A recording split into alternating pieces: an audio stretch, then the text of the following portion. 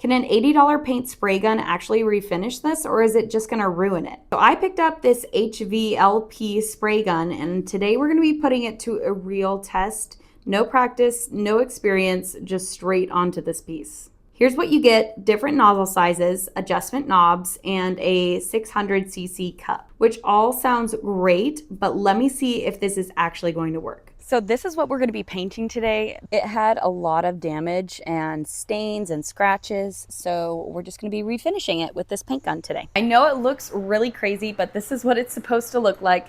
So I have a quick connect going to my air compressor hose. This is gonna filter out all the moisture in there. Then we have a pressure gauge and then the actual paint sprayer. So today I am using the interior paint, and I did get the color Alabaster in semi-gloss. So to use the sprayer, we actually need to dilute the paint a little bit. We're gonna be using 2.5 tablespoons of water for every cup of paint. And it's very important that you mix your paint before and after you add the water. I almost forgot. Also, I do want to mention really quick, the brand did send this out to me.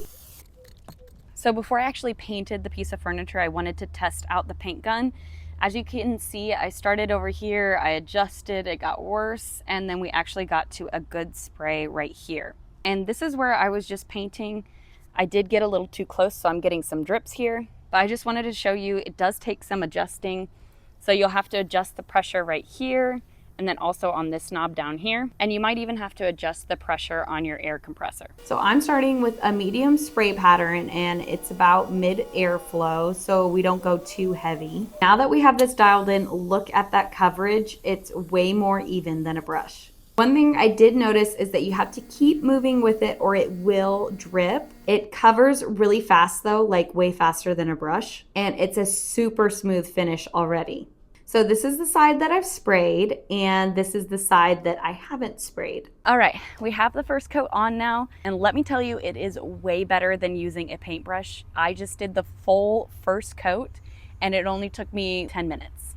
Already getting a super smooth, even finish. So I'm excited to see what it looks like when it's done. Sorry, it is really hot out here. I am sweating like crazy. Thankfully, it hasn't rained yet, but it was supposed to rain, so that's why we have this canopy. So real talk, this is actually a lot easier than I thought it was going to be. It was a little bit confusing at first just because I had never used an air compressor, but I got it all on there and it's working, and I'm actually really happy with the results. It took some adjusting. Right now I'm using like a mid PSI and a milky texture for the paint. That's super important. I did have to add a little bit more water than that 2.5 tablespoons that I put in there at first. I'm gonna let this dry and sand it off before I do the second coat, and I'll show you what it looks like when we're completely done. So just as a reminder, here was the before and here's the after.